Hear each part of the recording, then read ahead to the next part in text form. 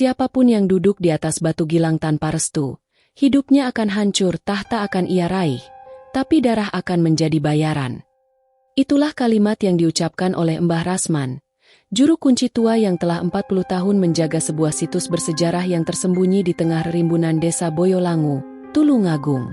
Batu itu terlihat biasa saja, sedikit memanjang, rata di bagian atas, dan berlumut di pinggirannya. Namun aura yang dipancarkannya membuat siapapun enggan mendekat terlalu lama.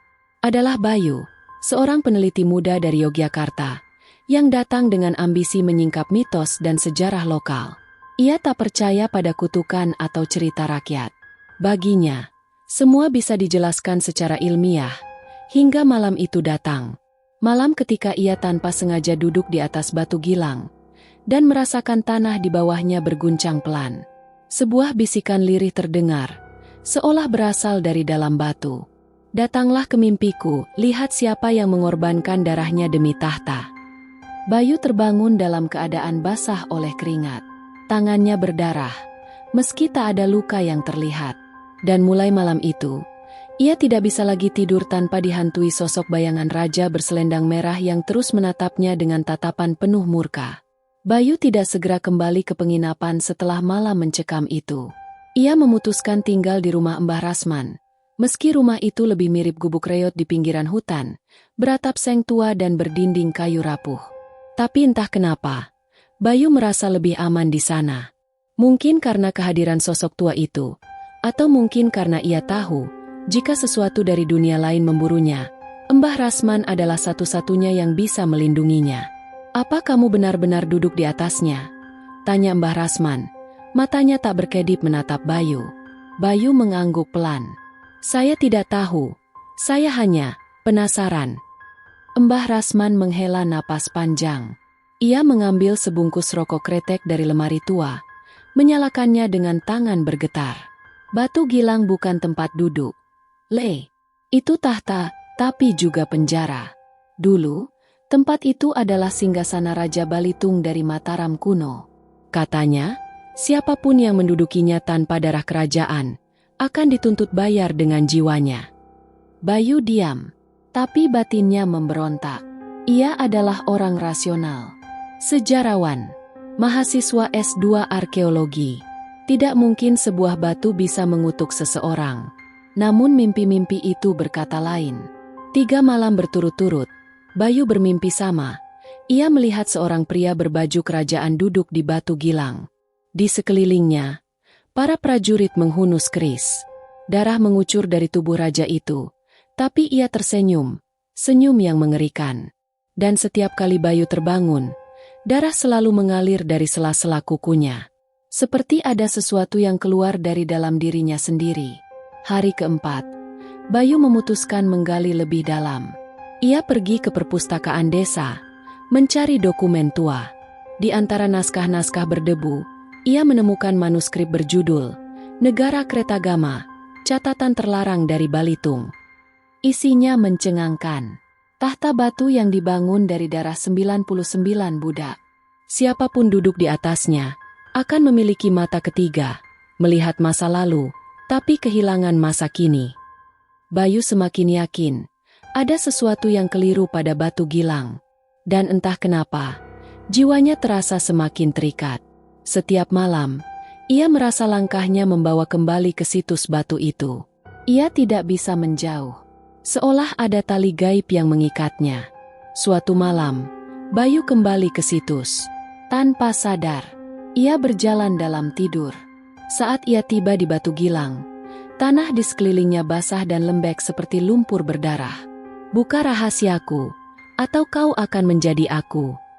Sebuah suara terdengar dari dalam batu. Bayu berlutut, memegangi kepala yang terasa akan pecah. Di depan matanya, batu itu mulai memunculkan retakan kecil. Dari celah itu, sesuatu menyembul, bukan emas, bukan artefak, tapi seutas rambut panjang berwarna keperakan, seperti milik mayat yang sudah dikubur ratusan tahun. Ia menjerit dan pingsan. Bayu hanya bisa terpaku menatap perempuan bernama Gayatri itu.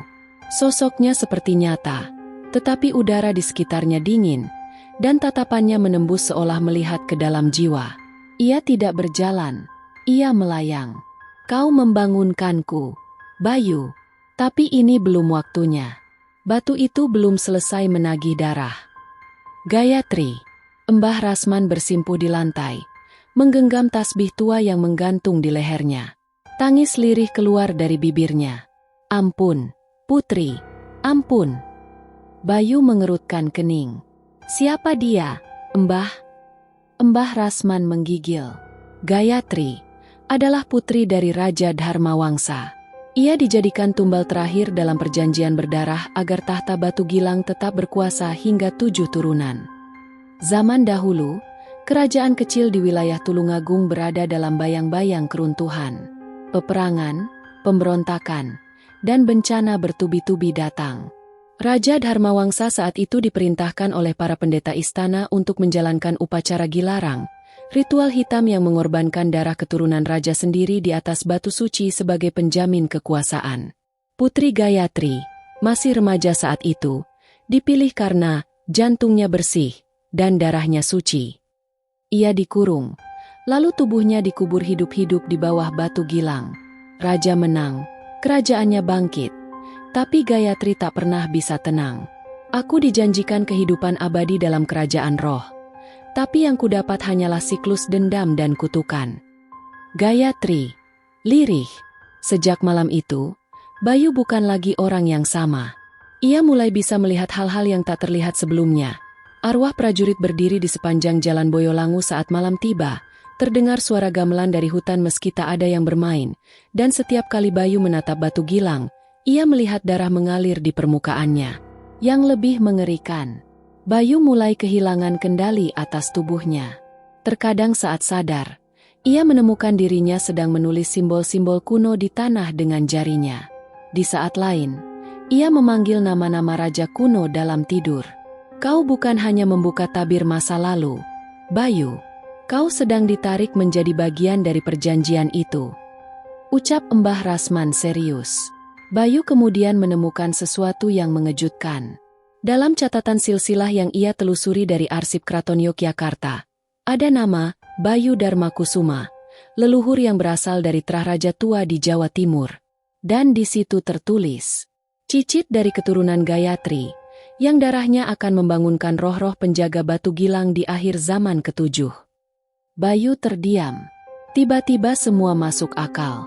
Kenapa ia merasa terikat? Kenapa ia dipanggil dalam mimpi?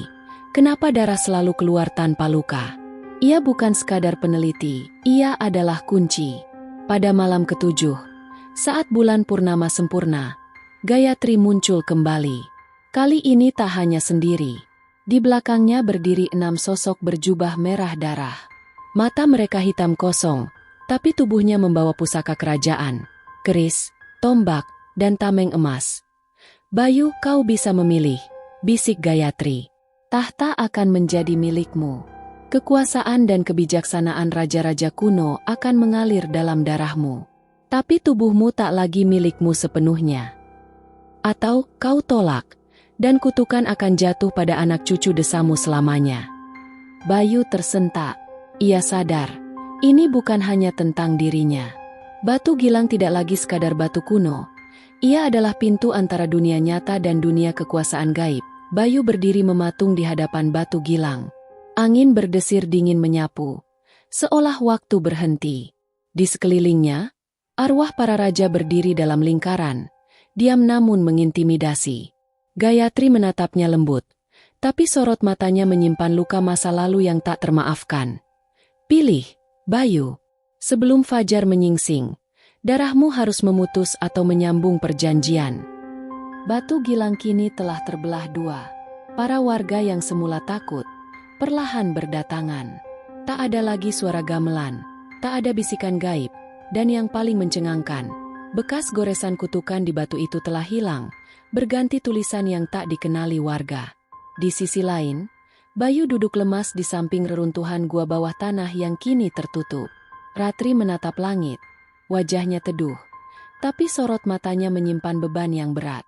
Apa kita benar-benar telah membebaskan mereka? Tanya Bayu lirih. Ratri mengangguk pelan. Mereka bebas, tapi kebebasan itu tak datang tanpa harga. Kabar tersebarnya perubahan Batu Gilang membawa banyak hal. Mbah Rasman ditemukan meninggal dunia di rumahnya. Tubuhnya membatu, duduk bersila seperti orang semedi. Di samping jasadnya, ada secari kain bertuliskan aksara Jawa kuno, yang gagal menepati janji, menjadi batu di antara waktu. Warga mengira itu kutukan terakhir.